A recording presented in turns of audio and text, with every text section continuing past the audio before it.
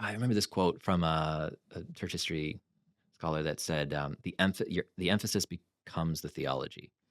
That what you emphasize most becomes, sometimes over a generation or two, the thing that is most core to you.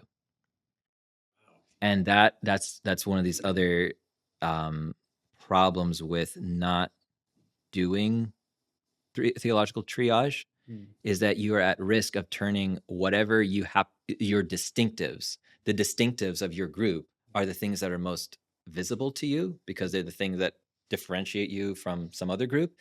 And so it's easy for those things to become the thing that you spend the most energy on. Mhm.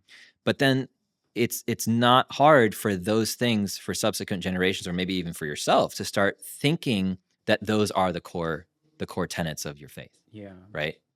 And that can be really dangerous because if you do that long enough, you or your descendants can end up losing what the core message of the faith is. And that happens in certain Wow. conservative Yeah. groups, right? You kind of start losing touch with things like, well, what is the gospel? What is, Right. the incarnation and Yeah. Trinity, and like some of these really Yeah. fundamental, It happens in liberal things. groups as well, right? Mhm. So where Mhm. liberal groups start being like, well, we're going to emphasize sort of social action and care for the Mm. poor and stuff like that. And sure, we still believe in Jesus or whatever. But then maybe eventually it just becomes about social action for the poor, right? Yeah. So the emphasis, becomes a theology. Mhm.